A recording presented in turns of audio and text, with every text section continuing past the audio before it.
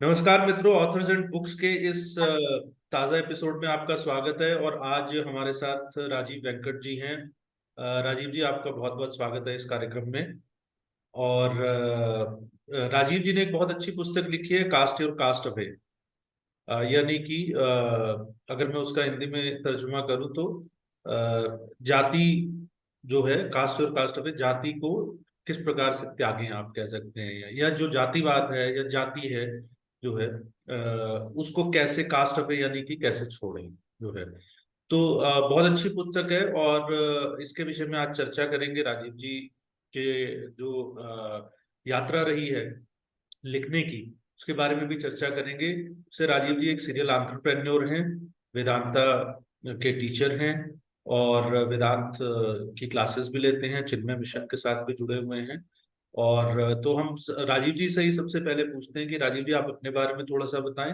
और ये जो पुस्तक है, इसको कैसे लिखने की आपकी शुरुआत हुई, और इस पुस्तक के जो मुख्य बिंदु हैं, अगर एसेंस इस पुस्तक की हम अपने पाठकों के लिए देना चाहें तो वो एसेंस क्या होगी। और आप इससे पहले कि उत्तर शुरू करें, मैं पाठकों को बता दूं कि ऑनलाइन प्लेटफॉर्म्स पर ये पुस्तक उपलब्ध है।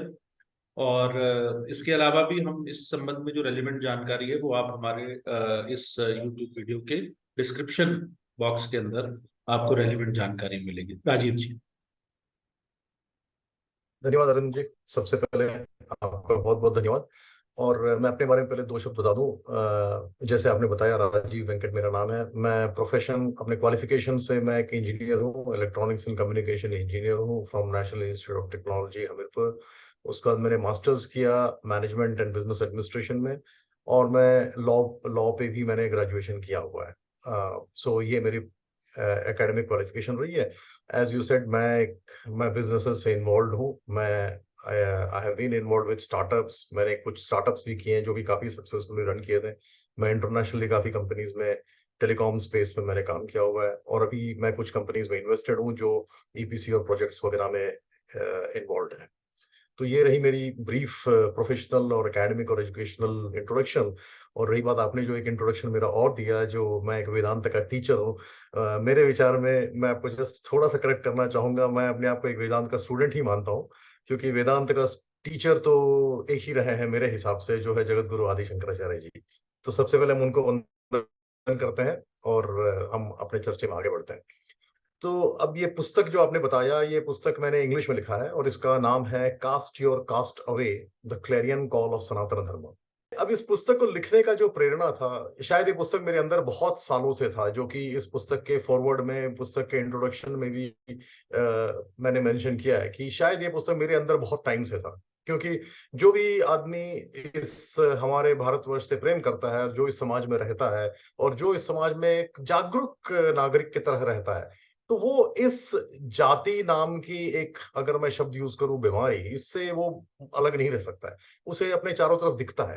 वो दिखता है, मगर वो, अगर आप उसको लॉजिक से आप उसको जस्टिफाई करने की कोशिश करें, या उसको आप समझने की कोशिश करें, और जैसे जैसे मेरी स्पिरिचुअल जर्नी स्टार्ट हुई, तो ये चीज मुझे बहुत ही ज्यादा, मैंने इसका कोई मुझे लॉजिक और जस्टिफिकेशन मुझे मिलता नहीं था। तो ये मेरी एक स्टडी की एक प्रोसेस थी। और अनफॉर्चुनेटली फॉर्चुनेटली उस पीरियड में कोविड आ गया था, तो हम सब घर के अंदर बंद बैठे होते थे। तो मेरे को एक थोड़ा इंस्पिरेशन भी आया कि मैं क्यों नहीं उसको लिखना शुरू करूं। तो मैंने लिखना शुरू किया, और वो एक पुस्तक का रूप लेता गया। अब उस पुस्तक में मैंने मेरे हिसाब से जाति के बारे में और वर्ण के बारे में शायद जितना कहना चाहिए था, उससे ज्यादा कहा जा चुका है, और उससे ज्यादा पुस्तक अवेलेबल है। तो मैंने इस पुस्तक को सिर्फ एक सोच के साथ बनाया कि वो एक ऐसे ऐसे वर्ग को अपील करे, जो उत्सुक है जानने के लिए, और जो कंसर्न्ड भी है। एक होते हैं कि जो प्रिजुडिस्ड हैं, जो माइंड में बना चुके हैं, जिनका जिनको जिनको सिर्फ समझ लीजिए हिंदू धर्म को एक तरह से उसका आलोचना करना है। मगर एक है जो हिंदू, अपने आप को गर्व महसूस करते हैं एक हिंदू होने पे, एक हिंदू समाज में, एक हिंदू परिवार में पैदा होने में, रहने में, हमारे हमारे मूलभूत सिद्धांत पे हमें गर्व है। लेकिन कुछ एक चीज है, जो कि हम कभी भी एक कन्वर्ट में जाते हैं तो हम डिफेंसिव हो जाते हैं, क्योंकि हमारे को ऐसे ऐसे कह दिया जाते हैं, इसका हमारे पास एक नॉर्मल कोर्स में हमारे को आंसर नहीं रहता है। कई चीज जो हम, जिसको नैरेटिव कहते हैं, कि जिसका हमें आंसर नहीं मिल पाता है। कई लोग को मालूम नहीं है, कई लोग जानना चाहते हैं, मगर वो जानते नहीं कहाँ से मिले हो। मैंने सोचा इस पुस्तक के माध्यम से मैं अपने ऐसे सब विचार को मैं शेयर करूं। तो इस पुस्तक को मैंने मूलभूत से मैंने कुछ भाग में तो ऑफ कोर्स चैप्टर वाइज है, लेकिन सबसे पहले मैंने इस बुक को का जो मूल एसेंस है, मैंने इसको डिफरेंशिएट करने का कोशिश किया है कि वर्ण और जाति एक नहीं है।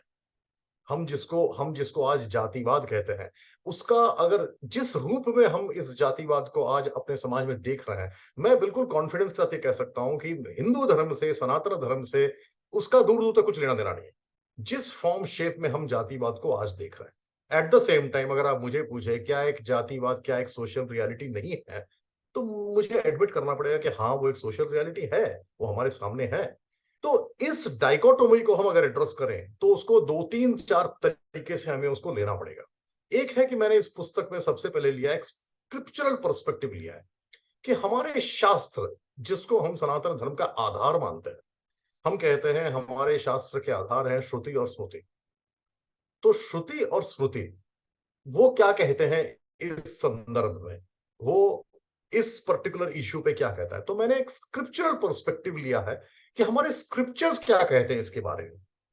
तो आपको बड़ी सरप्राइजिंग सी बात मैं बताऊंगा कि शायद कहीं पे भी हमारे स्क्रिप्चर्स में ऐसा कहीं मेंशन्ड ही नहीं है कि ये जो आज हम जाति प्रथा में, शायद क्या, मैं आपको कॉन्फिडेंटली कह सकता हूं कि कहीं पे भी ये मेंशन्ड नहीं है कि ये जो जाति जो है आपके जन्म से होता है करके। आई एम सॉरी, वर्ण जो है वो जन्म से होता है।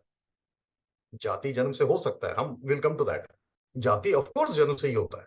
जाति शब्द का मूल शब्द ही वो जात, जो संस्कृत का शब्द है, वो मतलब ही है भाई जन्म।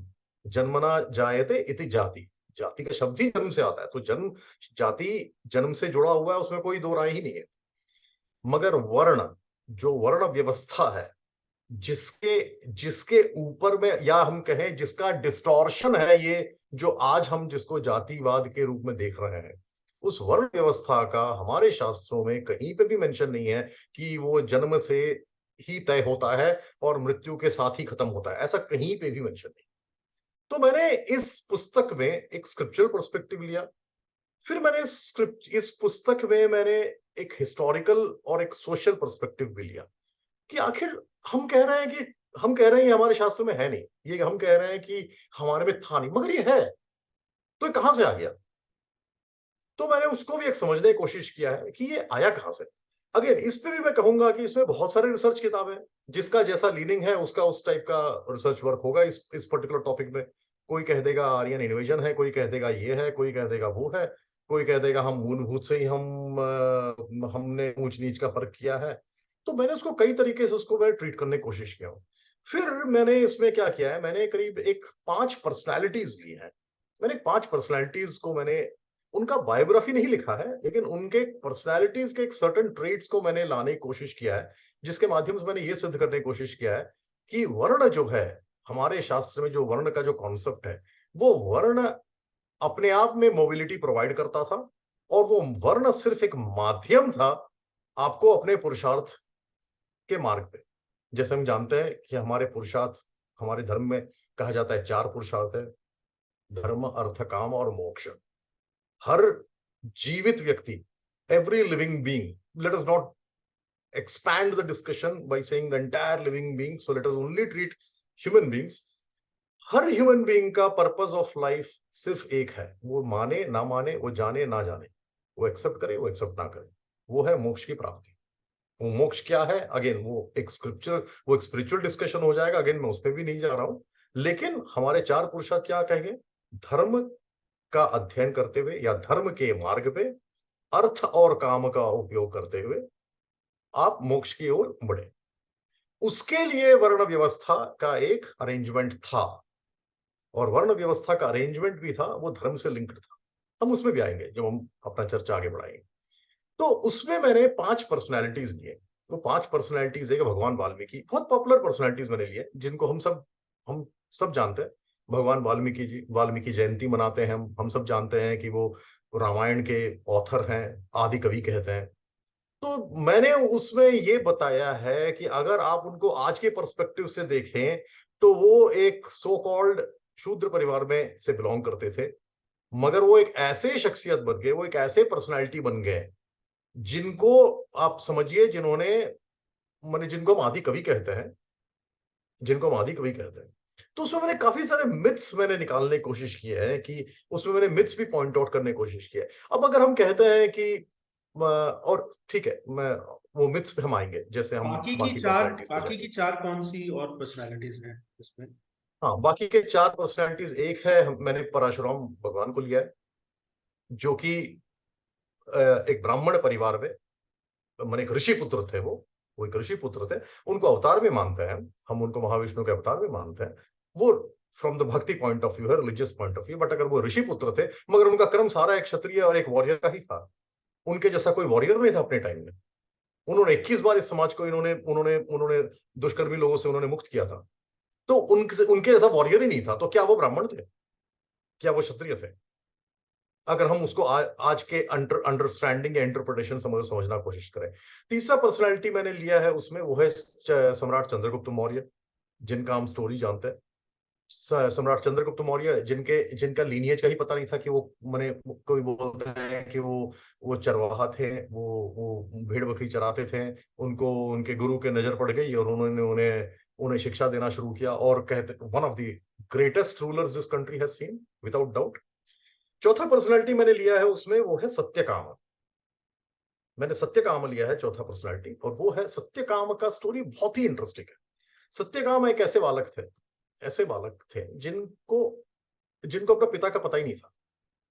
मतलब आप समझ सकते हैं, मैंने, his mother was a prostitute, she was she was a dasi, and he did not know who his father was. उनके उनके उनके उनके गांव में एक बहुत बड़े ऋषि आते हैं, उनको देखते हैं, उनको इंटरेस्ट पड़ता है, और सडनली वो बोलते हैं कि मैं भी जाके इनसे सीखूंगा। जब वो जाते हैं तो उनको वापस भेज दिया जाता है। उनको बोला जाता है कि आप अपना परिचय लेके आइए, आप अपना पिता का नाम और अपना गोत्र बता दीजिए। जो कि जैसे हम स्कूल में जाते हैं तो हम एनरोलमेंट के लिए आप फादर्स नेम पूछते हैं, उसमें कोई गलत बात नहीं है। आज की तारीख में वो भी कंट्रोवर्सी बन जाएगा, अपने फादर का नाम क्यों पूछा, मदर का नाम क्यों नहीं पूछा। तो उस समय फॉर्चुनेटली ये कंट्रोवर्सीज नहीं हुआ करते थे। उन्होंने दो चीज पूछा, आप अपना गोत्र बताइए और अपने फादर का नाम बताइए। तो वो जाकर अपने माता को पूछता है, कि मेरे पिताजी कौन है, मेरे पिताजी का नाम बताइए और मेरा गोत्र बताइए। तो उसकी माँ पहले अवॉइड करती है, यहाँ वहां नेचुरली, जो उस परिस्थिति में कोई भी लेडी हो, वो बहुत इंसिस्ट करता है। तो वो उसकी माँ उसको बोलती है कि तुम्हारा गोत्र तो दूर की बात है, मुझे तो ये नहीं पता तुम्हारे पिताजी कौन है, मैं तुम्हारे गोत्र की बात क्या बताऊं। वो लड़का जाता है और अपने गुरु को स्पष्ट बता देता है कि मैं जबला का पुत्र हूं। उनके माँ का नाम जबला था। बोला, मैं जबला का पुत्र हूं, मेरा नाम सत्यकाम है, मुझे इससे आगे कुछ नहीं पता है। मेरे पिता का नाम मुझे नहीं पता है, मेरी माता जी को भी नहीं पता है मेरा पिता का नाम। सब बोलते हैं इसको बाहर निकालो, पहले गुरुकुल में घुस कैसे गया ये। गुरु कहते हैं कि इससे बड़ा सत्य का मार्ग ढूंढने वाला कौन हो सकता है। तो एक जबल उपनिषद है उनके नाम पे। तो मेरा कहने का, उस स्टोरी के थ्रू मेरा पॉइंट ये है कि ऐसे पर्सनालिटीज रहे हैं हमारे सोसाइटी में, ऐसे वर्ण का ट्रीटमेंट होता था। और जो पांचवें पर्सनालिटी है, अगेन बहुत ही इंटरेस्टिंग है। अगर मैं आपको, आप बहुत सारे सुनने वालों को अगर मैं बोलूंगा कि वो एक राजा कौशिक का स्टोरी है, तो बोलेंगे राजा कौशिक कौन। मगर मैं उनका दूसरा नाम बताऊंगा तो सब बोलेंगे अच्छा अच्छा हम जानते हैं, वो है महर्षि विश्वामित्र। सरप्राइजिंग बात है, महर्षि विश्वामित्र का नाम ऋषि कौशिक था, वो राजा कौशिक थे। वो राजा के पुत्र थे, उनका नाम कौशिक था। उनको बुध कौशिक भी बोलते हैं कई लोग। तो वो बन गए क्या, महर्षि विश्वामित्र। ऐसा विश्वामित्र जो भगवान राम के गुरु थे, भगवान राम को मार्ग दिखाने वाले, ऐसे विश्वामित्र पर। अब टेकिंग फॉरवर्ड, अब इस एक बुक को एक फर्दर एक मैंने चीज जो है। मैं आपसे पूछना चाहता था कि तो जी। हम बेसिकली अगर अपने दर्शकों के लिए कहें तो जो वर्ण व्यवस्था थी उसमें जो ब्राह्मण, क्षत्रिय, वैश्य और शूद्र जिसे कहा जाता था, तो ये अपने जो एक्शंस हैं या जो कर्म हैं उनके, उसके बेस पर जो है वो डिसाइड होता था कि ये इस वर्ण के हैं। वो भले ही पैदा किसी भी जाति में हुए हों। तो क्या मतलब वर्ण व्यवस्था एक्चुअली बेसिकली थी क्या, वास्तव में क्या थी वर्ण व्यवस्था, क्या चार वर्ण थे? और खासकर इसमें मैं ये चाहता हूँ कि आप बताएं, क्योंकि शूद्र को जितनी मेरी जानकारी है, correct me if I am wrong, कि जो दूसरों के लिए काम करता था, ऐसा नहीं था कि जो बहुत नीची जाति का है या कुछ वो है, लेकिन कर्मों में जो शायद दूसरों के लिए काम करता था, जिसे हम आज नौकरी करना कहते हैं, जो है, तो शायद उस हिसाब से शूद्र डिफाइन होते थे। मतलब जितना मैंने थोड़ा बहुत पढ़ा है जो है, बहुत ज्यादा इस विषय में मेरी जानकारी नहीं है। तो आप थोड़ा सा ये चारों वर्ण में, और खासकर ये जो शूद्र की जो कैटेगरी थी, तो ये कैसे डिफाइन, कौन लोग को किस प्रकार के कर्म जो है वो शूद्र वाली कैटेगरी में आते मैंने बुक में एक उसको एक बहुत कॉन्टेम्पोररी ट्रीटमेंट भी देने का कोशिश किया है, बहुत सिंपल लैंग्वेज में। मगर आपके मैं प्रश्न को पहले एक ऐसे आंसर करूं कि ये चार वर्ण जो हैं, वो अगर कोई एक उसमें प्रूफ है कि ये किसने किया है या किसने बनाया, सिर्फ एक जगह है जहां पे कोई आदमी सामने आके बोलता है कि मैंने बनाया है, और वो भगवान श्री कृष्ण कहते हैं। There is only one own of this वर्ण व्यवस्था। भगवान चैप्टर 4 वर्स 7 में भगवत गीता में कहता है, चातुर्वर्ण्यम मया सृष्टम। वो कहता है चातुर्वर्ण्यम मया सृष्टम, चतुर्वर्ण, ये चार वर्ण मैंने बनाया। और उसके बस लोग ये पकड़ के बोल देते हैं कि फिर तो हिंदू धर्म में तो चातुर, देखिए वर्ण तो भगवान ही ओन अप कर रहे हैं। उसका सेकंड लाइन है, गुण कर्म विभागशः। गुण और कर्म के हिसाब से ये विभाग हुआ है। अब गुण क्या है? टेम्परमेंट। गुण क्या है? टेम्परमेंट। कर्म क्या है? जो आप काम कर रहे हैं। अब कर्म क्या, आपको आपको इफ आई कैन यूज कर्म, की आपको स्वतंत्रता है, आप काम करें, वो काम करें। लेकिन क्या आप वो काम करेंगे जो आपका गुण नहीं है? नेचुरली स्पीकिंग, एक आदमी वही करता है जो उसको विच इज गुड एट। एक आदमी वही करता है जो उसको मन करता है। एक आदमी वही करता है जिसमें उसको रुचि है। अगर वो अच्छा काम करेगा, जबरदस्ती करवाइए तो उल्टा कर देगा। अगर आप किसी कारपेंटर को बोलिए कि जाके वो एक हॉस्पिटल में जाके एक सर्जरी कर दे, तो वो तो अपना आड़ ही ढूंढेगा। I am saying it in lighter sense. But कहने का मतलब यह है कि गुण और कर्म के हिसाब से विभाग हुआ है। अब गुण क्या है? टेम्परमेंट है। कर्म क्या है? कर्म। अब इसके कॉम्बिनेशन के हिसाब से चार वर्ण बने हैं। अब गुण, जैसे आपने कहा, जैसे हमने कहा, तीन गुण है, सत्व, रजस और तमस। आप समझ सकते हैं कि मैथमेटिकली स्पीकिंग अगर मैं बोलूं तो इनफाइनाइट पॉसिबिलिटीज ऑफ कॉम्बिनेशन इन तीनों का। एक थिंकिंग टाइप के पर्सनैलिटीज है जिसको हम बोलते हैं थिंकर्स। कोई क्या, कोई कोई ऐसा सोसाइटी है जहां पे थिंकर्स नहीं है, जहां पे साइंटिस्ट नहीं है, जहां पे सोचने वाले लोग नहीं है? क्या कोई सोसाइटी है जिसमें कोई लीडरशिप प्रोवाइड करने वाले नहीं है? कोई लीडरशिप प्रोवाइड नहीं कर रहा है, एडमिनिस्ट्रेटर नहीं है, एडमिनिस्ट्रेशन नहीं कर रहा है। आप सोसाइटी का छोड़िए, घर के अंदर देख लीजिए। क्या घर में, घर का एक बुजुर्ग जिसको हम बोलते थे कि जो conscience keeper of the family, क्या वो थिंकर नहीं थे? फैमिली के बड़े लोग, बड़े हम बोलते थे बड़े बुजुर्ग से जरा सलाह मशवरा कर ले। वो क्या होता था पहले? यही होता था। अब रही बात अब एडमिनिस्ट्रेटर का, सेम है, किसी ने तो पैसा कमाना है। सभी अगर थिंकर बन गए, सभी अगर ज्ञान दे दे, सभी अगर बोले मैं तो रिसर्च करूंगा, सभी और सोचे, तो पैसा कहां से आएगा? पैसा भी तो चाहिए। And you have to earn it rightfully. जैसे हमने कहा कि अर्थ और काम, धर्म को संभालते हुए अर्थ। हमारे हमारे सनातन धर्म में अर्निंग वेल्थ, और वेल्थ वाज नेवर डिस्पाइज्ड। ऐसा कभी नहीं कहा गया है कि भाई आपको पैसा नहीं कमाना चाहिए। लेकिन धर्म के मूलभूत सिद्धांत के जरिए, अब चौथा आ गया, कोई काम भी तो करेगा, तो वो हो गए शूद्र। अब उसको आप अगर देखेंगे इन टर्म्स ऑफ ये थिंकर जैसे हम बता रहे हैं, तो ये बेसिकली सत्व रजस तमस के डिफरेंट कॉम्बिनेशंस के साथ में और उनके कर्म के एक्शन से एक सोसाइटी। हमारे सोसाइटी का ब्यूटी ये था, हमारा सोसाइटी कभी एक इंडिविजुअल सेंट्रिक नहीं था। Individuals were part of a society. तो एक हैं? सोसाइटी में मैं नेचुरल। मैं एक चीज तो मुझे जो बात समझ में आ रही है वो ये है कि ये कोई वर्टिकल डिवीजन नहीं है वर्ण का। जब हम ये चारों वर्ण की बात करते हैं, ये एक हॉरिजॉन्टल डिवीजन है। ऐसा नहीं है कि किसी का कर्म जो है वो किसी से ऊपर है या किसी का कर्म किसी से नीचे है। तो क्या ये हॉरिजॉन्टल डिवीजन है? मतलब ऐसा नहीं है कि आप अगर वैश्य हैं तो आप क्षत्रिय से कम वाला कर्म कर रहे हैं, क्योंकि अभी तक तो ये बताया गया कि ये एक जनरल इंप्रेशन ये कि एक वर्टिकल वो है कि सबसे बेहतर कर्म ब्राह्मण का, उससे नीचे सेकंड डिग्री वाला जो है क्षत्रिय का, फिर वैश्य का, और शूद्र का बड़ा निकृष्टतम जैसा कि वो माना जाता है जो, मतलब ये एक जनरल इंप्रेशन है। तो मुझे आपकी बात समझ के ये लग, देखिए, ये जिस जो कैटेगराइज करना हो गया ना कि ये बेटर है वो बेटर है, ये तो एक मॉडर्न डे डिसीज अगर आप मुझे पूछिए तो। पहले जो था, पहले कभी भी, जैसे फॉर एग्जांपल हमारे स्टोरी को जो मैंने भी आपको सत्यकाम वाला स्टोरी बताया, अगर ये वाटर टाइट कंपार्टमेंट्स होते तो क्या वो कभी अपने आप में एक ऋषि बन गया होता? नहीं बना होता। महर्षि विश्वामित्र राजा के पुत्र थे, मगर वो एक ऋषि बनने को क्यों एस्पायर कर रहे थे? उनको क्या सुख नहीं मिल रहा था? राजा जो सारा कुछ उनके पास है, उनको क्या नहीं मिल रहा था? तो कहने का मतलब है। और दूसरा चीज है, अगर आप एक सोसाइटी में इंटरडिपेंडेंस को अगर हटा देंगे, अगर इंटरडिपेंडेंस के जो एस्पेक्ट है अगर हम उसको हटा देंगे, तो क्या कोई भी चीज आइसोलेशन में सर्वाइव कर सकता है? नहीं कर सकता है। अब जैसे हम कहते हैं ब्राह्मण ऊंचा था, क्षत्रिय दूसरा था, वैश्य तीसरा था, शूद्र चौथा था। मैं आपको उसका एक उल्टा एक आर्ग्यूमेंट से मैं उसको काउंटर करता हूं। ब्राह्मण समझ लीजिए एक बार के लिए कि वो सर्वश्रेष्ठ था सोसाइटी में, मगर सबसे पहले हम ये समझिए ब्राह्मण कौन था। ब्रह्म जानाति इति ब्राह्मण। ब्राह्मण कोई यो नहीं था जिसको जो सिर्फ चार मंत्र बोल दे वो ब्राह्मण नहीं होता था। जो ब्रह्म को जानता था वो ब्राह्मण है। जो ब्रह्मनिष्ठ है वो ब्राह्मण है। जो श्रोत्रिय है वो ब्राह्मण है। ब्राह्मण का अर्थ ये नहीं था कि मेरे पिताजी ब्राह्मण है तो मैं भी ब्राह्मण हूं। हो सकता है मैं ब्राह्मण हूं, मगर आवश्यक नहीं है। ऋषि पुलस्त का पुत्र रावण क्यों बन गया? हम उसको आज बहुत अच्छी तरह में कंपेयर, हम उसको एक कन्वीनियंट, जब सूट करता है हम ये कन्वीनियंट नैरेटिव दे देते हैं कि वो ब्राह्मण था। जब सूट नहीं करता है तो हम बोलते हैं कि वो उसको एक एक आर्य ने उसको एक उनसे प्रताड़ित था वो।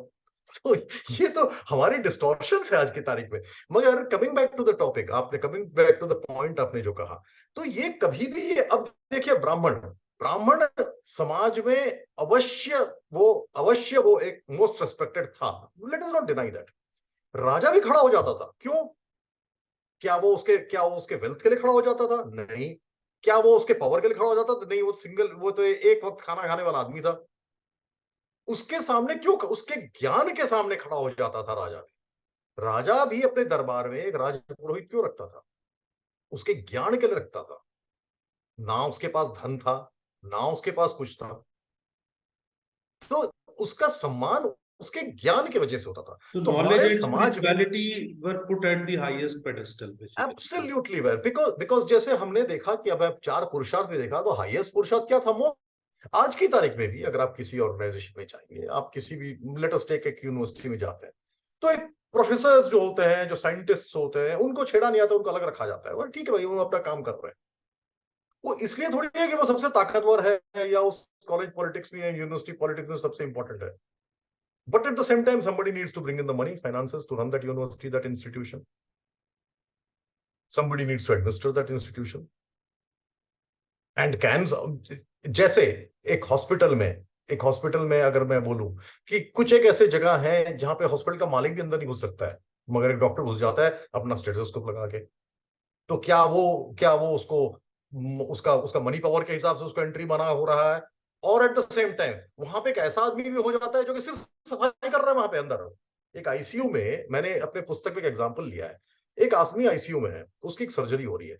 अब एक क्या बेसिस है उस आईसीयू में अंदर जाने का, उस अंदर आईसीयू के अंदर जाने का? What is the basis on which ICU के अंदर जाना डिसाइड होता है? कौन जा सकता है, कौन नहीं जा सकता है? क्या वो परिवार रक्त संबंध से होता है? नहीं। क्या वो पैसे से होता है? मेरे पास पैसा है, मैं तो आईसीयू के अंदर बैठूंगा। Am I allowed? No, I am not allowed. मैं हॉस्पिटल का मालिक हूं, मुझे अंदर जाना है। Am I allowed? No, I am not allowed. वहां पे एक ऐसा आदमी भी जाता है जो सिर्फ सफाई कर रहा है, जो हाइजीन मेंटेन कर रहा है, वो भी अलाउड है।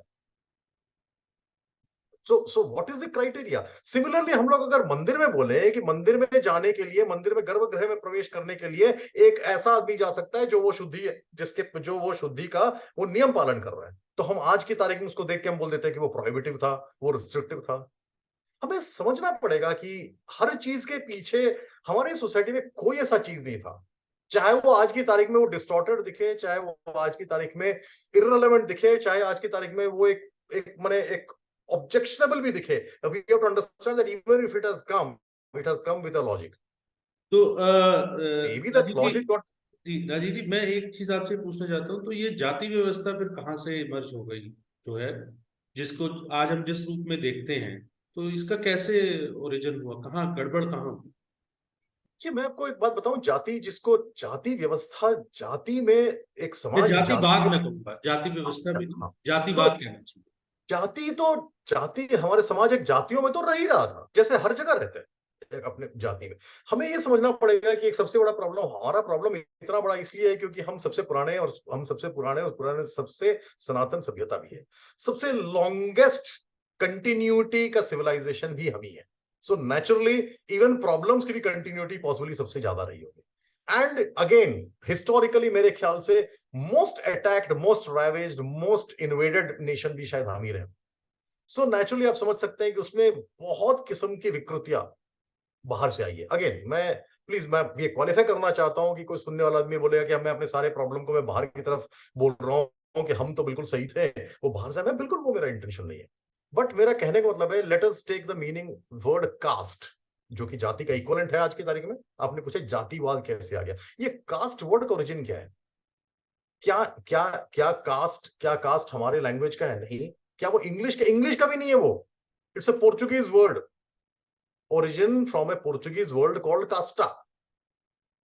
So what happened is that कि अगर आप देखेंगे कि सबसे पहला चीज है इसका, अगर हम एक बहुत हिस्टोरिकल कॉन्सेप्ट ना लेके, मैंने एक रिसेंटली एक आर्टिकल भी लिखा था जिसमें मैंने एक पॉइंट ये पॉइंट भी लिया था। मेरे हिसाब से ये सॉलिडिफाई और ये फ्रैक्टिफाई करने का, इसको एक एक सोशल पॉलिटिकल टूल की तरह यूज करना, तो ये मास्टरी तो फिर ये ब्रिटिश टाइम में ही हुआ है। उसके पहले भी एक सोसाइटी को डिवाइड करने के लिए जब इन्वेजन्स हुए थे, अब उसमें क्या हो गया, इन्वेजन्स जब जब let us see, there are two types of invasions. एक जो इस्लामिक इन्वेजन जो था, जो उस समय इन्वेजन जो था, उस समय सोसाइटी फ्रेगमेंटेड था अंडर फियर। और वो जिस किस्म से भी, चाहे अपना प्रोफेशन, चाहे अपना स्किल, चाहे अपना वेल्थ, चाहे अपना ऑनर, उसको जैसे भी बचाने की कोशिश कर रहा था। अब बचाने वाले आदमी का माइंडसेट और साइकोलॉजी क्या होता है? वो अपने आप को बंद कर लेता है। सो इसी तरह से नेचुरली उस टाइम पे जो है, विद्या भी बंद हो गई, लॉक हो गई। और हमारे में वैसे भी, हमारे में कोई गुरुकुल सिस्टम था, वर्ड ऑफ माउथ था, श्रवण से चलने वाला हमारा एक अध्यात्म था ये। तो ये एक उस तरह से एक लॉक हुआ है जरूर, और एक 1000 साल का पीरियड की बात कर रहे हैं, हम कोई छोटी पीरियड की बात नहीं कर रहे। अब जब ब्रिटिश आए, उन्होंने तो इसको बिल्कुल ही एकदम एक सिस्टमाइज कर दिया, उन्होंने तो उसको बिल्कुल ही कंपार्टमेंटलाइज कर दिया। आप एक आफ्टर 1857, जिसको हम फर्स्ट वॉर ऑफ इंडिपेंडेंस कहते हैं, उसके बाद में एक ब्रिटेन में एक सोच आई कि हम क्यों ये हो गया। हालांकि हमारे हिस्ट्री में फर्स्ट वॉर ऑफ इंडिपेंडेंस को बहुत ही अंडरप्ले किया गया है, ये कह के कि वो एक सिपाही म्यूटनी थी। कभी उसको सिपाही म्यूटनी कह देते हैं, कभी उसको कुछ और नाम कह देते हैं, जैसे 4-5 सिपाही लोग जो है वो बागी हो गए थे। जबकि वो एक बहुत ही ज्यादा एक सिवियर रिवोल्ट था ना। उस रिवोल्ट का नतीजा क्या हुआ? बहुत जबरदस्त ब्रेनस्टॉर्मिंग हुई। आप उसका आउटकम देख लीजिए, सिंपल। उसके पहले कंपनी थी, कंपनी एक्वायर कर गई। अब कंपनी तो प्रॉफिट करने के लिए आई थी। जो आदमी ये कहता है कि अंग्रेज यहाँ पे हिंदुस्तान को प्रोग्रेस करवाने आए थे, या सिविलाइज करने आए थे, या यहाँ पे रोड और रेलवे बनाने आए थे, उनको तो बोलूंगा पहले तो, फिर पहले ही आ गया होता ना। कंपनी क्यों आई? कौन सा कंपनी है जो मुनाफा के चक्कर में नहीं आता? वो सिर्फ मुनाफा के चक्कर में आए थे। उसके बाद में कंपनी को एक बार होके वो एम्पायर आ गई। अब एम्पायर ने आया तो एम्पायर सबसे पहले समझा कि हमारे ये, हम कैसे चलेगा ये, अगर इस किस्म का विद्रोह एक बार हो गया है तो उनको समझ में आया कि ये सोसाइटी को हमें समझना पड़ेगा। उन्होंने सोसाइटी को समझने का एक प्रोसेस, ये विकृति अगर मैं ये कहूं तो ये सोसाइटी को समझने के प्रोसेस में ये ना समझी आई है।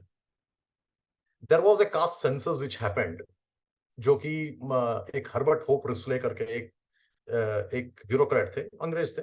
और वो कलकत्ता में पहले उन दिनों कलकत्ता था जो अभी कोलकाता है, वहां पे बेस थे। He had interest in anthropology, और वो ह्यूमन स्पीशीज, ये वो सब पे स्टडी करते थे। उनको जिम्मेदारी दिया गया कि आप जरा हिंदुस्तानी सोसाइटी को आप जरा समझिए। उन्होंने एक रिसर्च किया, और उन्होंने एक रिसर्च में एक फॉर्मूला लेके आया। आप सरप्राइज हो जाएंगे, I am sure you would be aware of it, but आपके दर्शक जरूर सरप्राइज हो जाएंगे कि उसका बेसिस, जो हर्बर्ट रिस्ले ने जो बेसिस लिया था, जिसके बेसिस उन्होंने कास्ट को डिवाइड कर दिया था, वो नाक की लंबाई थी। नाक की लंबाई, स्किन के कलर, हाइट, कितना बॉडी स्ट्रांग है, ये बेसिस पे उन्होंने कास्ट को डिस्क्राइब कर दिया। और वो सेंसस कमीशन अडॉप्ट कर लिया 1901 और something like that, if I remember correctly. So what happened is that caste got solidified, और caste got institutionalized at that point of time. उसके बाद में 47 के बाद की कहानी तो मुझे खैर बताने की जरूरत ही नहीं है। हम उसको तो हमने बिल्कुल एक पॉलिटिकल इवेंट ही बना दिया। उसको तो हमने राजीव जी, बिल्कुल ही मैं पॉलिटिकल। आपसे एक चीज इसी कॉन्टेक्स्ट में पूछना चाहता हूँ कि ये जो अब कास्ट सेंसस की बात चल रही है, जैसे बिहार में कास्ट सेंसस हुआ है, और कुछ लोग हैं जो उसका समर्थन कर रहे हैं, और काफी सारे लोग हैं जो उसका विरोध भी कर रहे हैं। तो कंटेम्परेरी कॉन्टेक्स्ट में आपको लगता है कि ये जो कास्ट सेंसस है, इसके क्या इम्पैक्ट होगा, पॉजिटिव होगा या नेगेटिव होगा? What is your opinion on this? कि ये अगर आप मुझे पूछिए तो मैं थोड़ा इसमें बहुत ही ज्यादा स्ट्रांग व्यू रखता हूं। अगर मैं आपको जरा ब्लंटली बोलूं इस बात नहीं पे, नहीं, तो हमें मेरे हिसाब, स्ट्रॉन्ग व्यू ही चाहिए। हाँ, मेरे हिसाब से this is a whoever has devised it, और जिसने भी इसके बारे में सोचा है, जो आदमी सनातन धर्म का को चाहता है कि वो सर्वाइव ही ना करे, वो चाहता है कि इस पे बिल्कुल ये खत्म हो जाए, सिर्फ वो ऐसे सोच सकते हैं कि ये कास्ट सेंसस लाने के लिए ये बेसिकली हिंदू सोसाइटी को एक इस हद तक डिवाइड करने की, जो कि अभी काफी फ्रेगमेंटेड, अगर आप मुझे पूछे, हमें हीलिंग की जरूरत है, हमें फर्दर डिविजन्स की जरूरत नहीं है। मैं बस आपको एक लाइन में इसको आपको एक्सप्लेन कर दूंगा कि आपको समझ में आ जाएगा कि इसमें क्या है नॉर्मली। जो ये हर्बर्ट होप रिस्ले का हम जो बात कर रहे थे अभी, उन्होंने जब रिपोर्ट पेश किया, उन्होंने कहा कि हिंदुस्तान में, भारतवर्ष में 2378 कास्ट्स हैं।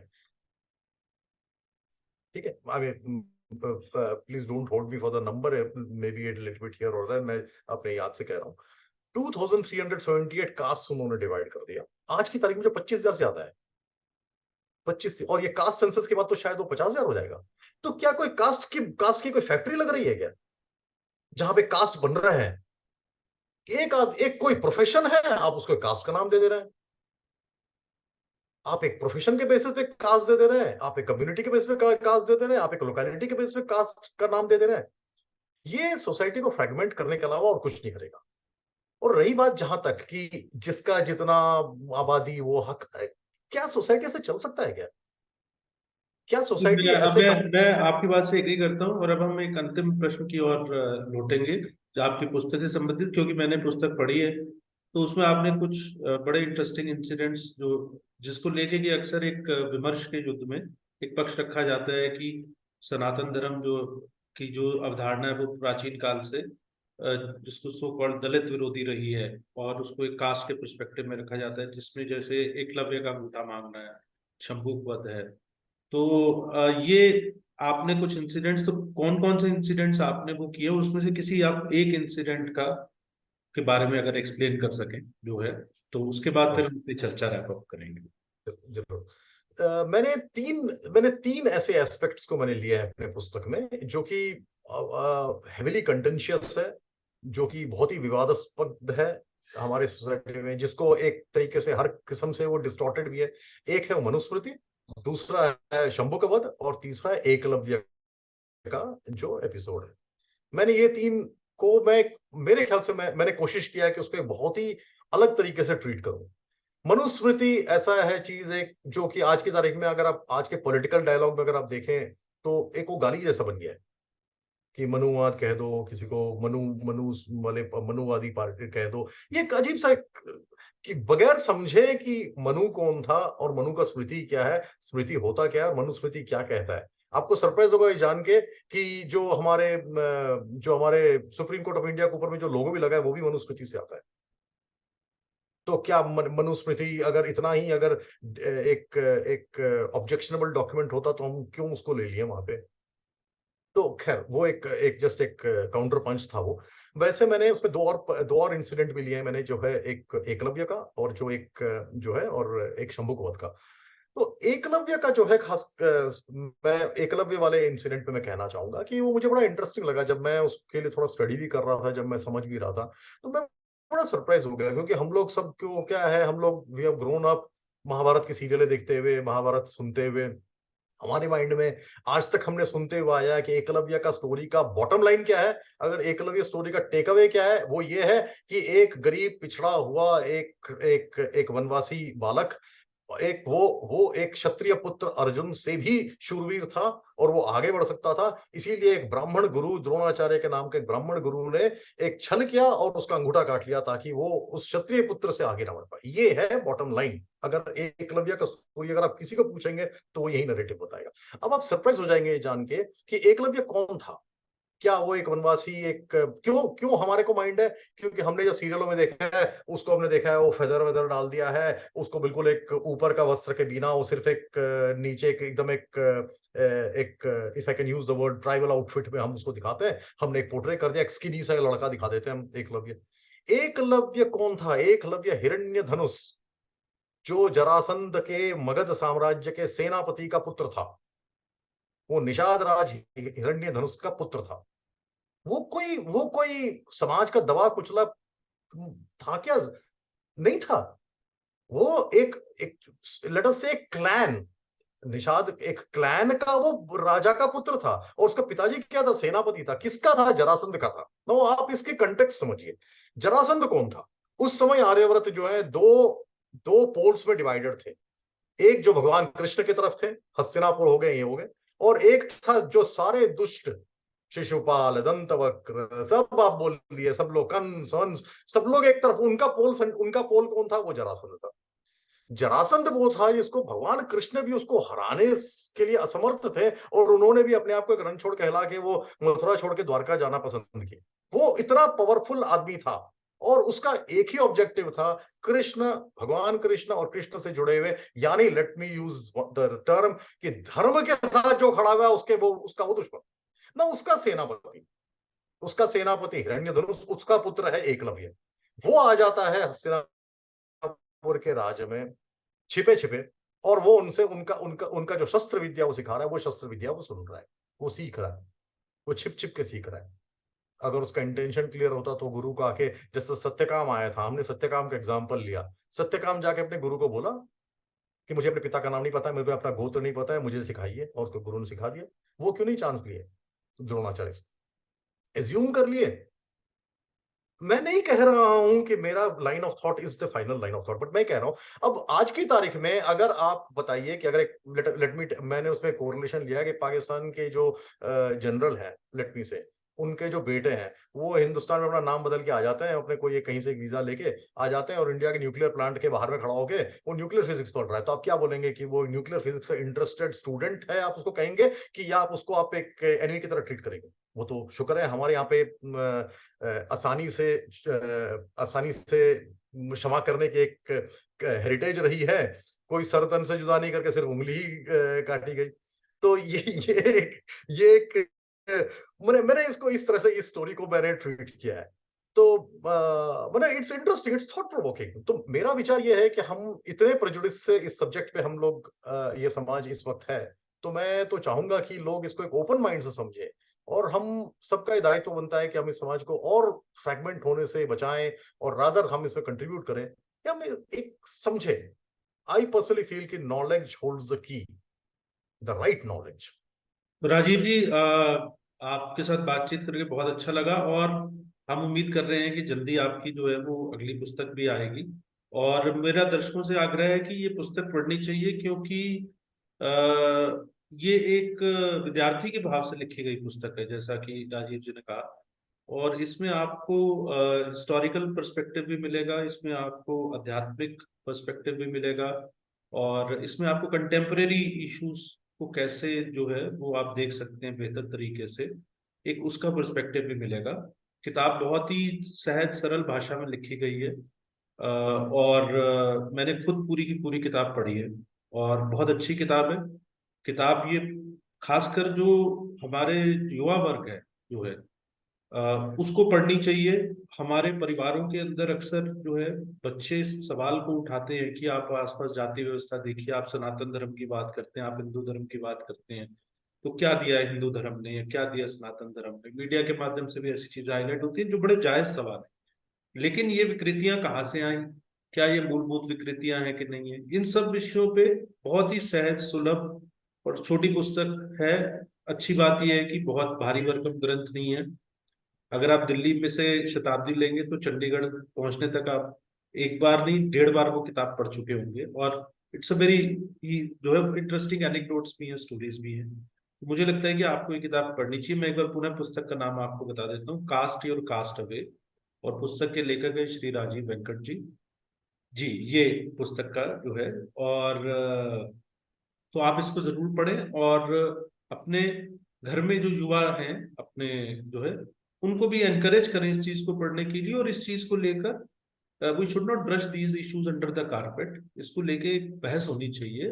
ये पुस्तक इसी प्रयास का हिस्सा है जहां तक मैं समझाऊं, तो kick off a basically holistic debate और a holistic discussion on this thing.